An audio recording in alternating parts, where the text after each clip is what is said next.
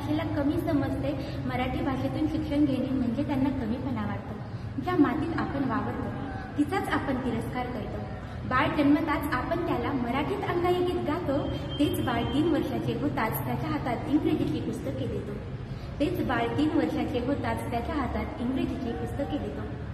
मान्य आहे मला, इतर भाषा शिकणे ही काळाची गरज आहे, परंतु त्यासोबतच आपल्या मराठी भाषेचा अभिमान बाळगणे हेही तेवढेच महत्त्वाचे आहे। मान्य आहे मला, इतर भाषा शिकणे ही काळाची गरज आहे, परंतु त्यासोबतच आपल्या मराठी भाषेचा अभिमान बाळगणे हेही तेवढेच महत्त्वाचे आहे।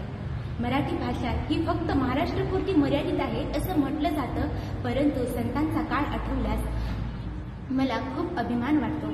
ज्ञानेश्वरांनी ज्ञानेश्वरी लिहिली अखंड हरिपाठ, शोभाने तलवार चालवली आपल्या मराठी भाषेत। आपली मराठी भाषा किती जुनी आहे हे कोणाला माहिती नाही।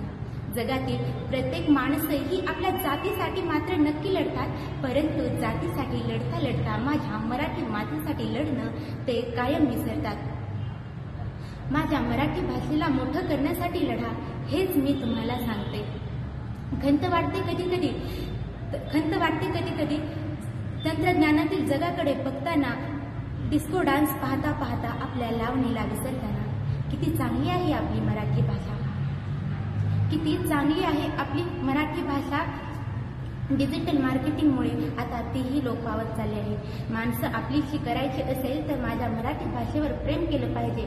भाषा अभिमान, प्राचीनत्व व समृद्धता हे मराठीतलेच घेतले पाहिजे। भाषा अभिमान, समृद्धता व प्राचीनता हे मराठीतलेच घेतले पाहिजे। जय महाराष्ट्र।